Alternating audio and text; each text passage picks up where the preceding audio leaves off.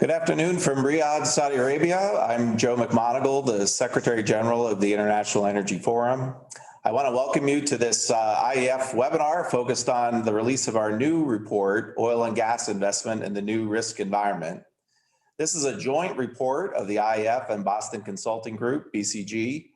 The IEF has worked with BCG on several other events and projects throughout the year, and we're grateful for their assistance and contributions to this report. So let me start by introducing the other speakers. I'll also serve as the moderator of the webinar today. We have Alan Thomson, who's the Global Energy Practice Group Leader at BCG, and from BCG Center for Energy Impact, Senior Directors Jamie Webster and Rebecca Fitz. And lastly, my colleague, IEF Energy Dialogue Director Christof. In terms of the program, Alan and I will make some opening comments about the general findings contained in the report, and then turn it over to Jamie, Rebecca, and Christof to provide more detail. Then we're also going to open it up to questions from folks in the Zoom webinar, and also alternate with questions from the press who are watching us via live stream and emailing questions to us. But let me also welcome those who are watching on the IEF website, on YouTube and Twitter. But first, let me start by providing a brief overview and some key findings from the report. The COVID-19 pandemic has disrupted much of the global economy, and the oil market is no different. Since March, there has been an unprecedented decline in global demand for oil. While the global economy will recover and demand will eventually rebound, and has already done so in China, oil and gas companies have made major cutbacks in their investments in upstream operations. Capital expenditure by oil and gas companies has fallen 34% this year, which continues a trend that began more than 5 years ago. And early indications are that such expenditures will fall by an additional 20 to 30% in 2021. And those cutbacks could have several knock-on effects for the global economy. They could also contribute to price instability and hamper the transition to technologies offering lower emissions. These reductions help companies shore up their balance sheets, which have been battered by low oil prices. But every dollar reduced capital expenditure today reduces activity by twice as much as it did 6 years ago.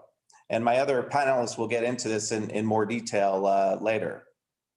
Also, given that producing natural oil and gas wells decline over time, slashing investment in new production locks in lower total supply.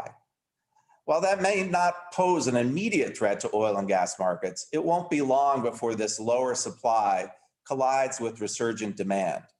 The result will be higher and more volatile oil prices. The next oil price boom phase will have an adverse impact on consumers, companies, governments worldwide. Higher and more volatile prices will reduce the number of people able to afford cooking, heating, and transportation fuels that they require. And volatility will further increase uncertainty for companies and governments. To stave off these higher prices and market volatility, the report suggests that over the next 3 years, industry investment will need to rise by at least 25% from 2020 levels. Let me also say a word about climate change. It is essential that the world achieve the Paris Agreement climate goals as soon as possible. But reduced investment in oil and gas could also undermine progress toward achieving these goals. Higher fossil fuel prices would mean weaker post-pandemic economic growth, and that would impair the ability of governments and private sector organizations to fund the R&D needed to spur a transition to lower emission technologies. The race for the energy transition must continue. In this report, we're simply putting out a big proceed with caution sign. Limited access to capital will weaken the oil and gas industry's ability to deploy clean energy technologies from offshore wind to hydrogen and carbon capture use and storage at the scale climate and sustainable development goals require. We're also concerned about the potential impacts on energy poverty. Weaker economic growth from reduced investment will also make it more difficult to increase affordable access to modern energy services and improve healthy living conditions in developing economies. The large and abrupt decline in oil and gas investment is sowing the seeds of volatile and high oil prices later this decade. more frequent boom-bust cycles will harm consumers and producers recovering from COVID, set back sustainable development goals, and threaten global security. Governments and the private sector should prioritize encouraging more investment now if they wish to avoid more mayhem later. Now let me introduce Alan Thomson, BCG Global Energy Practice Leader, to make some remarks. Alan has 30 years experience in energy with 20 at BCG alone. He leads BCG's global energy practice, which is one of the fastest growing practices in the firm. He's a member of BCG's senior leadership team. He's also one of the founders of BCG Center for Energy Impact, where our other BCG speakers today are based. And he also has significant focus on digital solutions for clients. Alan, the floor is yours. We need you to unmute. Apologies, Joe, thank you very much. And we're really delighted with the collaboration with the IEF and very excited about this new report. And I think your opening remarks captured the main messages really succinctly and nicely. BCG has the privilege of working with many of the leading energy companies around the world, the NOCs, the leading IOCs, the independent upstream and downstream companies, as well as many of the leading utilities around the world. It's where we have our home base on energy transition thinking, our home base around decarbonization of the energy supply chain. And we've really been looking at this issue from the inside through our clients' lenses. And I wanted just to share a couple of thoughts that build upon your opening remarks. As you say, we saw the same trend a few years ago where there was a sharp reduction in capital spending in the sector, and we looked at it closely. And what was interesting back in 2015 is that while capital spending went down, levels of productivity continued to be fairly high. Now, albeit at a much lower margin in the service sector, and reflecting a much different type of capital spending portfolio. We saw more spending in shale and unconventional assets. So these were faster cycle investments with more discrete, smaller project sizes that reflected a lot of the marginal investment over the last 5 years. As you say, COVID created a different dynamic. And while we had perhaps some cushion within the overall supply chain to support reduced capital 5 years ago, a lot of that cushion is gone now. And so we're seeing a much more direct impact on those capital reductions in today's supply chains around the world.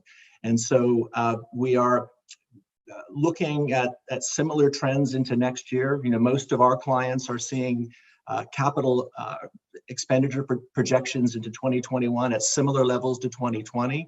And so we don't see that fundamentally changing. And as you highlighted, that capital is now being provided from a much weaker fiscal position. Balance sheets are stretched for many private companies. The ability to raise debt is very limited right now. And for NOCs, we're not only dealing with the fiscal challenges for the company itself, but we're dealing with a broader fiscal challenge for the home nations as well. And so the ability to raise a lot of capital and redirect it into the sector is going to be challenged. So what does that mean? Now, we do expect there going to be robust demand increases. We've seen that this year. Demand has come back surprisingly quickly, not in all sectors, but certainly overall, we've seen demand recover. And so we're going to see a tightening of that demand supply dynamic in the years ahead. We see prices strengthening. We're not envisioning a super cycle, but we would certainly see in the midterm a structural drive towards stronger prices in the sector. And I think you highlighted some of the issues related to that. So three themes that our clients are thinking about right now in the next couple of years as a result of this trend. You know, we're going to see a lot more volatility. We're going to see strengthening of prices, a slow return to capital expenditures, but not at the level needed, perhaps in terms of materiality of capital and amounts or the speed of capital reinvestment into the industry. And it's going to be a very interesting next 3 years. So I would say watch this space, and this report, I think, will illuminate a lot of the details around what the next couple of years will look like. So with that introduction, I'd like to turn it over to my colleague, Jamie Webster, to take us into more of the details of the study. And again, thank you, Joe. Thank you, Christof, for the collaboration. We're very excited about this opportunity to work with the IEF. Thanks so much, Alan. Thank you. And thank you to the Secretary General and also the entire IEF. It's been a real pleasure to work with everyone. A reminder that this, while we are webcasting this, this will be available on Twitter and YouTube. The actual report is also housed within IEF. And so I would urge you to go to the IEF website. There's a lot of information there. And all of our contact information is there at the end. We would be happy to answer any questions that you may have on this. I am going to share my screen. If I could get a thumbs up from my colleagues, if they are actually seeing my screen, thank you so much.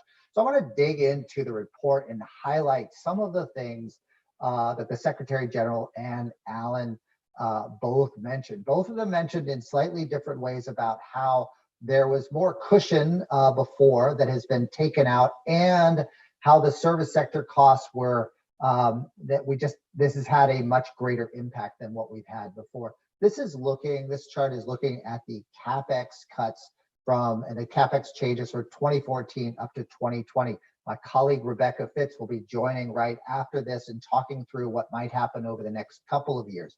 A couple of things that really strike out to me is that this capex cut is both deeper than what we had in 2014 to 2015, but it is also much more intense in that in 2014, 2015, you had a simultaneous reduction in the costs as capex went down. And so to put it very clearly, $1 in capex cuts in 2014, 2015 had the impact in terms of activity of actually going down around 34 cents. And so a pretty small amount, because everything was relatively cheaper for all of the oil and gas companies. In this downturn, as has been mentioned by Alan and the Secretary General, the cushion has been removed.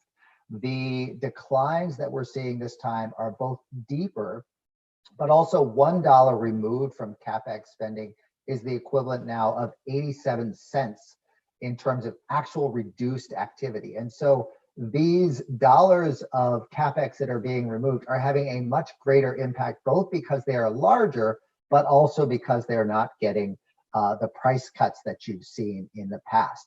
And so this is something that we are a bit concerned about and wanted to focus this report on exactly, how much capex is actually needed. I see I've gone back to, there we go. So what we did on this report, and this to me is the big slide that really matters and what this report is all about, which is that by 2030, you actually need capex levels about 86% higher than they are today. Now, the Secretary General mentioned that we need to go up about 25%. That is just over the next 2 to 3 years that we need capex to rise. And so this takes into account the recognition of some of the changes that you have seen in the industry, such as the fact that capex, that costs have come down quite a bit. My boss, Alan Thomson, mentioned that earlier, how companies have been very successful at reducing the cost and reducing the break even. So there's no question that the industry is more efficient and can get by. The question is this level of investment sufficient to what we actually need for the future?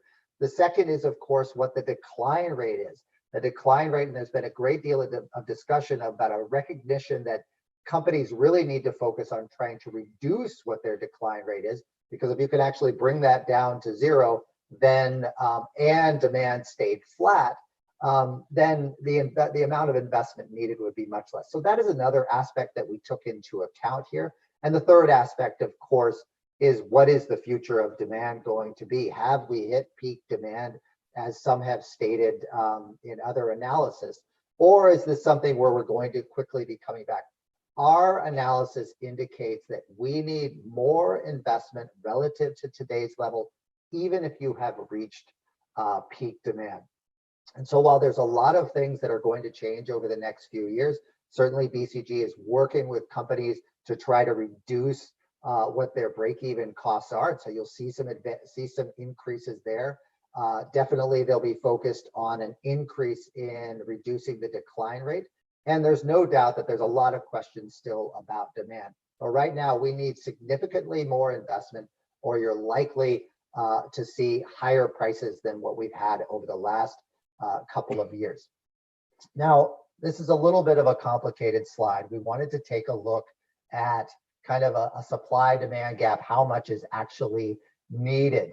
And so those lines are, the bottom one is the oil supply. If there's effectively no new investment, which of course is not what we're saying. We're saying that is the kind of that natural decline rate. And as I mentioned, there's a discussion on if that line could actually end up being a bit higher as companies get better at dealing with the decline rates. And then the orange line is our low oil demand estimate, which we actually pulled from our friends at BP, and looking at their net zero in 2050 demand line, which seemed to be the most declining demand line. You could certainly you could certainly argue that demand, in your view, will be less. But even at these sorts of rates, you need around, as it states on the right side, about 51 million barrels of extra supply relative to where we are now to be able to make up for that decline rate. And then the other two lines are IEA and OPEC oil demands, steps from IEA. And so what we're seeing is that we are going to need additional investment and additional supply in 2022, even if demand recovers just slightly. And right now we are seeing indicators where demand is recovering very quickly in China, as the Secretary General mentioned. We're certainly seeing it in India. The United States and Europe is still quite weak, but with the vaccine starting to roll out, there was a real potential, as some analysts are starting to talk about, that we could see a real boom in demand in the next year or two. And so this could all end up auguring for the need for even more investment. And so, as we stated, we really see, even under the most dire kind of scenarios, you're going to need significant investment. 25% is kind of our base case, but even if demand is weak, you're going to need another 20% of investment over the next couple of years just to take care of the decline rate. And by 2030, you're going to need that investment to be about 80% higher than what we're seeing today. And even if demand is much lower, you still are going to need more than what we're having today. And so we are certainly taking into account the fact that the industry has improved in the past, and we anticipate it will improve more in the future. The last slide is kind of, I wanted to highlight the fact that actually, while we have reduced investment, and as has been mentioned, that this reduction in capex is having a much greater impact. A dollar removed from capex today has a greater impact than what we had in 2014. The upside is that a dollar put back into the system has a much greater and faster impact than what we've seen in 2008. So in running up to 2008, there was a recognition, the market was very clear, we were undersupplied, China oil demand growth, all of that. But the companies, it took time for that investment to actually turn into production that could help to solve the issue. At this point, you're seeing a much shorter time frame in terms of the cycle. And so while we see that prices are likely to go up, and I want to caution that neither the International Energy Forum nor BCG is in the standard practice of forecasting oil prices, we do see the potential for prices to go quite a bit higher than where they are right now, but we do not see it moving back into a kind of super spike as we had in 2008, where oil prices averaged just under $100 and reached, of course, that peak in August of 2008 of $147. And so while we are cautioning the need for more investment, we also would like to mention the good news that effectively the industry, once they start respending, they should be able to relatively quickly cure this problem.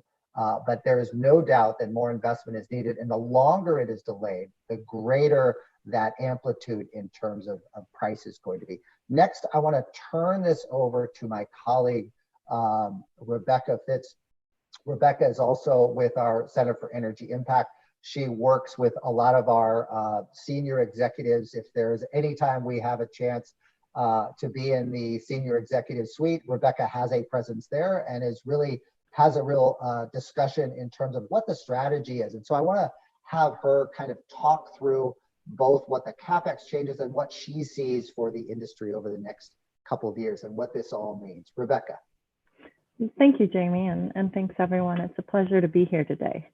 I want to build on Jamie's comments just for a moment and start with noting that the oil and gas industry is contending with its third oil price crash in the last 12 years.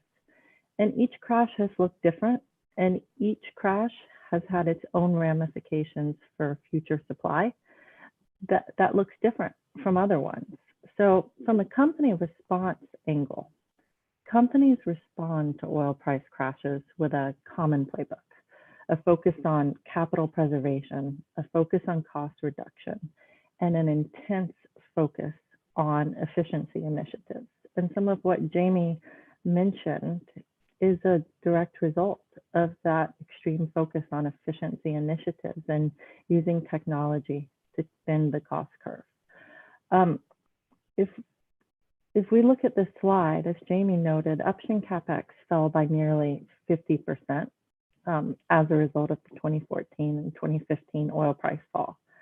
We anticipate a similar impact from capex cuts this year and next. A couple of issues, however, weigh on how quickly oil and gas companies can respond to changes in the price environment. Clearly, if price falls, the price is on the downside, price falls, the reaction is quick in terms of capital preservation. But as and if oil prices increase, the ability to respond is not quite as rapid. And that's because a number of issues are weighing on strategies and companies' ability to increase spend along with oil prices. I think one of the core issues is the level of investor apathy in the sector. Just with earnings not holding up, the investor value proposition becomes less clear, and this inhibits companies' ability to raise capital, the capital frequently needed to increase capex and overall spending. There's still some uncertainty and big questions to prove in terms of what the returns profile in oil and gas assets look like. Certainly higher oil prices makes the returns look better, but there's still lessons to be learned from the past couple of years in terms of overall, what's the bang for the buck in terms of upstream returns and what type of returns can assets really generate going forward. And then I think what's very different this time around is that in previous price crashes, the strategic belief was always that demand was going to grow. The inhibiting factor was supply. Hence, there was always a need to encourage supply growth. And as I work with companies, I see many companies struggling with what does the shape of future demand look like. And I think this study is very important in that it highlights, in different demand scenarios, there will always be a supply gap and the need for more investment. But nevertheless, as there's existential uncertainty about what the future of energy looks like, this makes companies lean towards more conservatism, both to improve their investor value proposition and wait and see what the future environment looks like. If we can go to the next slide, Jamie. One thing I'd like to note about capex patterns going forward and likely capex patterns going forward is that oil prices obviously impact what companies are comfortable with spending. But we think price volatility is equally important for setting expectations. High oil price volatility will always encourage conservatism around spending levels. So even if there are price spikes within a volatile environment, high volatility means higher conservatism. So to drive the sorts of investment we think are needed, it ultimately speaks for we need a more consistent price environment rather than a more volatile price environment. But either way, looking forward, regardless of the environment, given the challenges most oil and gas companies confront going forward, cost efficiency remains really paramount to unlocking returns in the sector. With that, I'd like to pass the mic to Christof van Aert. Thank you very much. Christof. Thank you very much, Rebecca, and thank you, Joe and colleagues at BCG, for sharing these perspectives that directly speak to the mission and mandate of the International Energy Forum.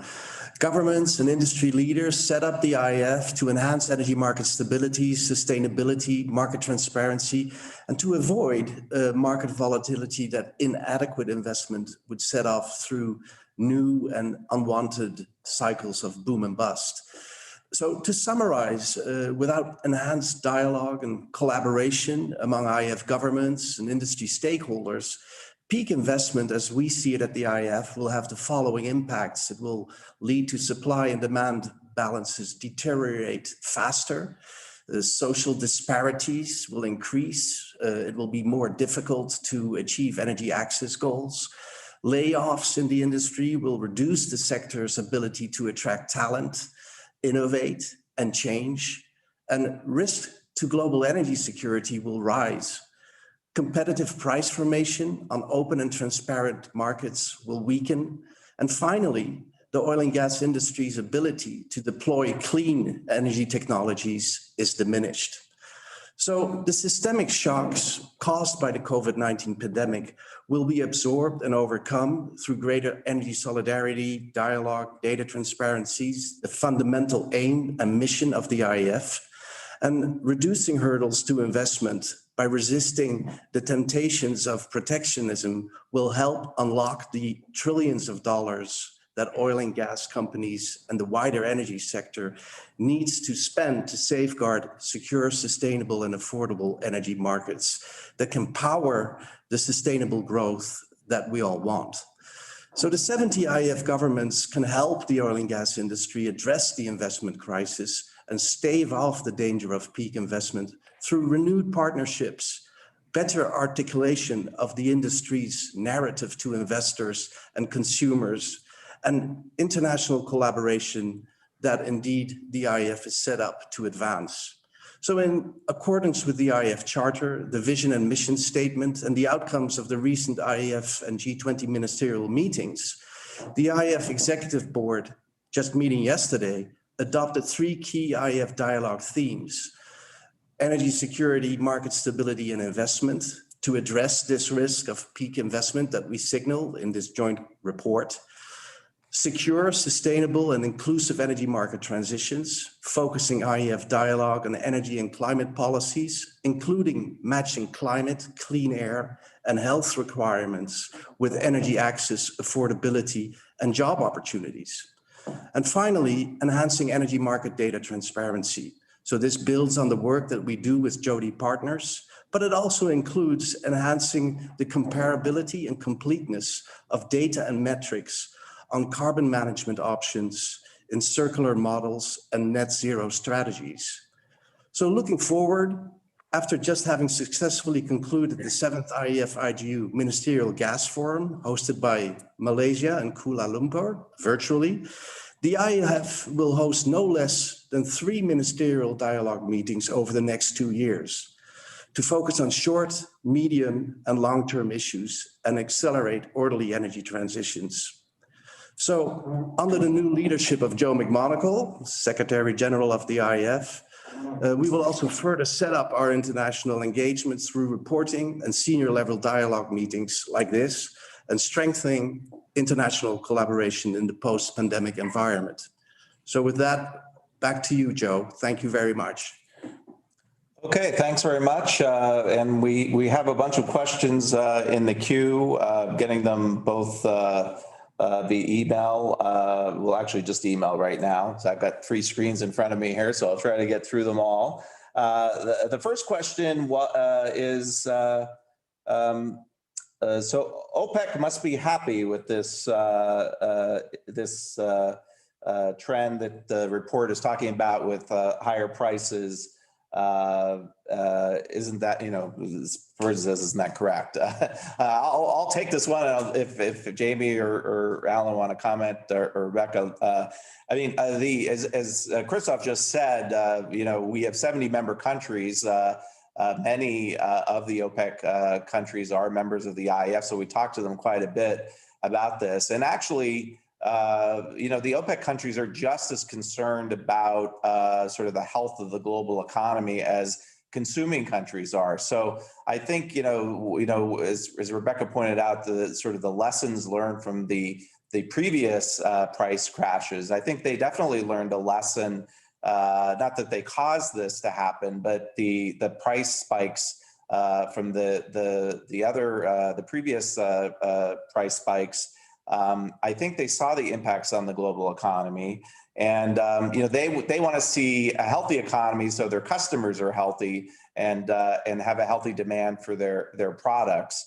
And so I think also you'll see. In fact, I've already seen from some of the OPEC ministers and even the OPEC Secretary General this concern about investment as well. So we won't be the only ones talking about it, and so I would just say that they share this concern.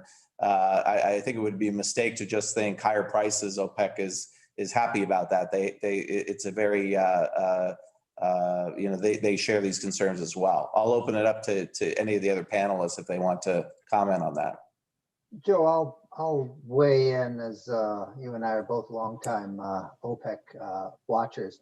I think OPEC will be happy to see this report, in that it helps to give some put some real numbers and real analysis behind the need. But OPEC, as you said, is OPEC likes a stable market environment, and what we are not showing here is that this will not bring about a stable oil market. It will actually exacerbate that volatility, as Rebecca echoed. And so while producers definitely want a stable price and consumers definitely want a stable price, they may have disagreements on which price level they would prefer. But both organizations, both types of, both people at both groups at different ends have a desire for that stable price.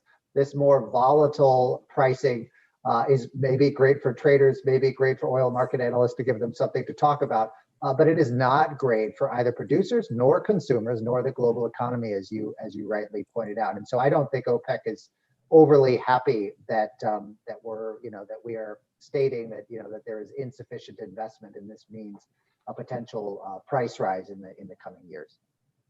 Okay, great. Thanks for that. Alan, I think this next one is tailor-made for you. The question is, what further impact can digital have on reducing this investment issue?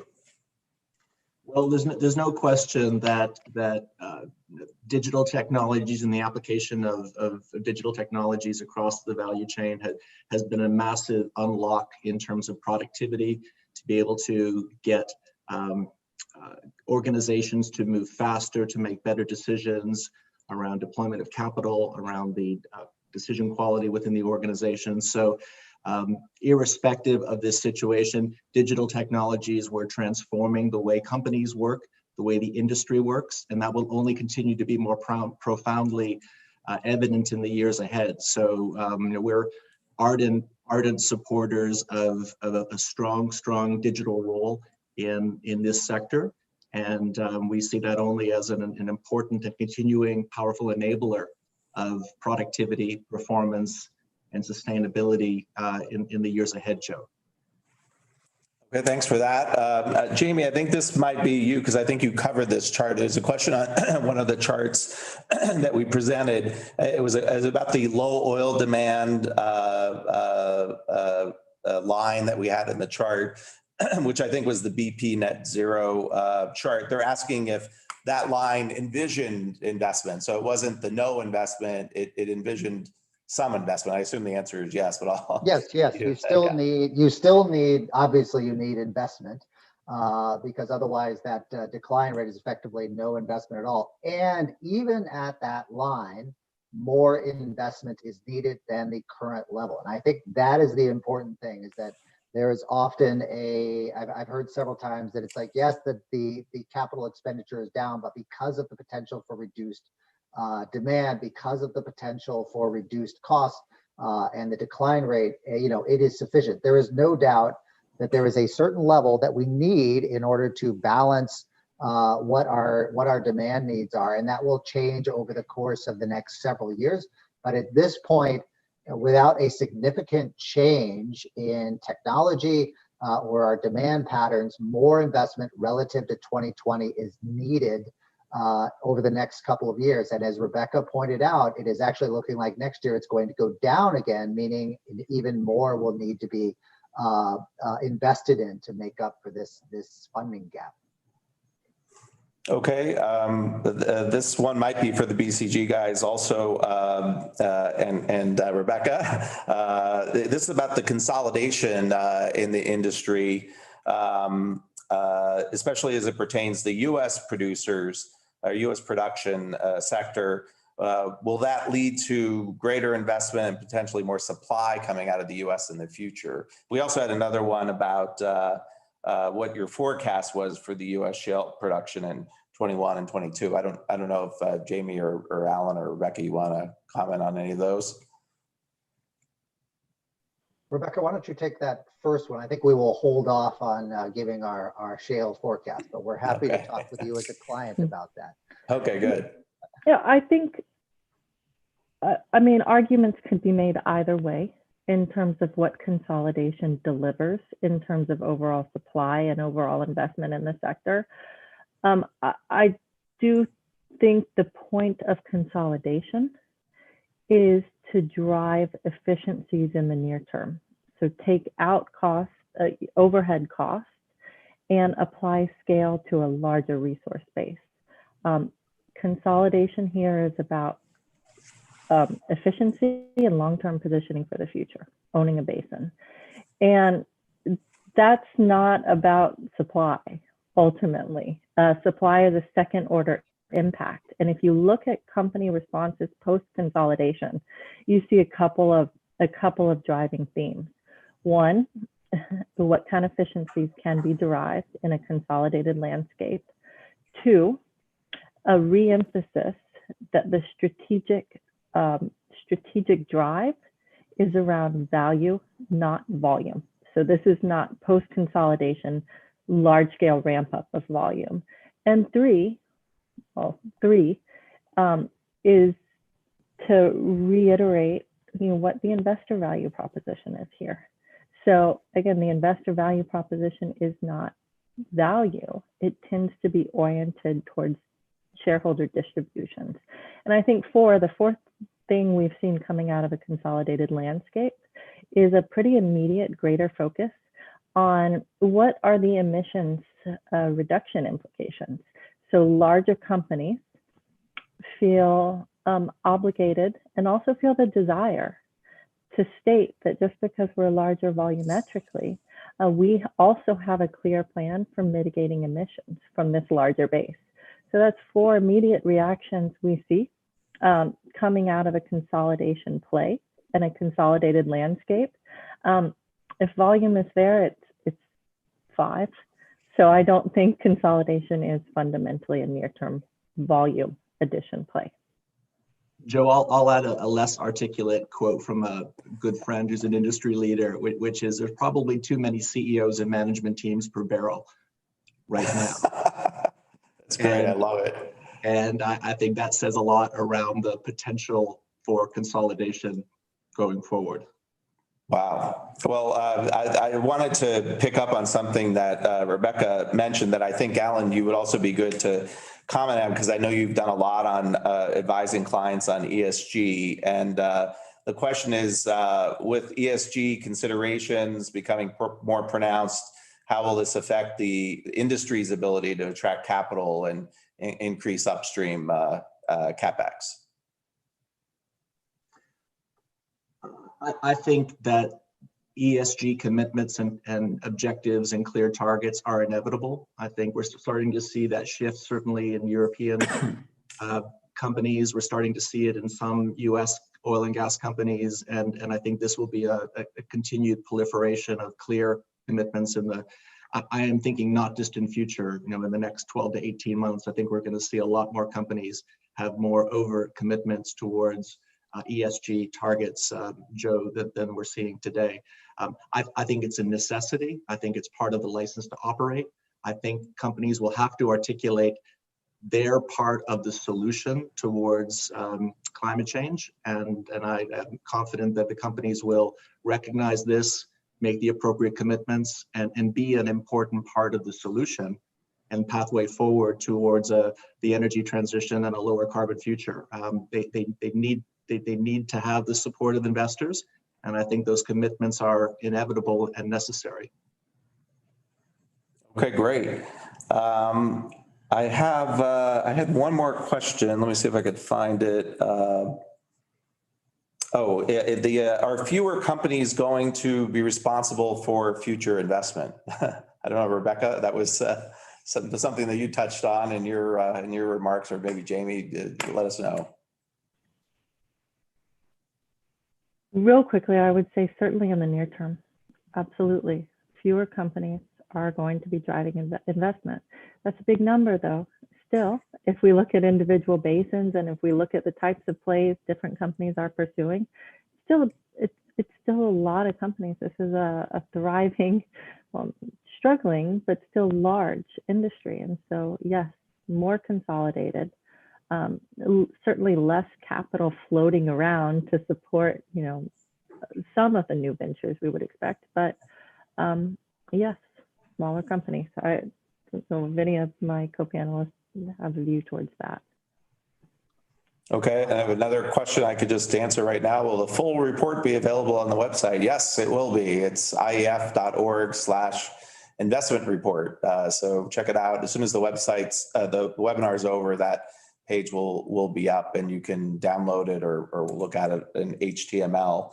And there's one last question, and Christof, maybe you can take this. I'll chime in. Do more volatile prices enable energy transitions or serve as a deterrent? I'm assuming volatility, as Rebecca said, makes people conservative. Yes, thank you, Joe. Indeed, I want to echo what Rebecca said and very concisely laid out. Greater volatility will certainly cause further delays in project commitments. And I think here it is really important to highlight that includes the clean technology investments that you need the oil and gas industry to commit to. Various net zero strategies have been announced. The G20 has just recently adopted the circular carbon economy model, but that requires a lot of capital spent to really make happen. And there indeed volatile prices will cause an extra hurdle and indeed would push out further the ability of the industry to contribute to that important agenda. Okay, thanks very much. That's all the questions I have. I want to thank everybody, the panelists, for participating. We really appreciate this partnership with BCG, not just on this report, but on other events that we did, helping us with the gas ministerial meeting, a very successful event, as Christof mentioned, hosted by Malaysia, and obviously future activities that we'll be involved with. We didn't get any questions to see Jamie Webster's socks. I think it's a little too early, so maybe he's got bare feet or something today. But Jamie, thanks. Yeah, it's early here. Yeah. Thanks for participating. Thanks to everyone watching on the live stream, both on the website and on Twitter and on YouTube. And again, you can find more information about the report and the IEF and BCG, and including email addresses at the end of the report if you want to email any of us. So thanks again for joining us, and we'll see you at the next webinar.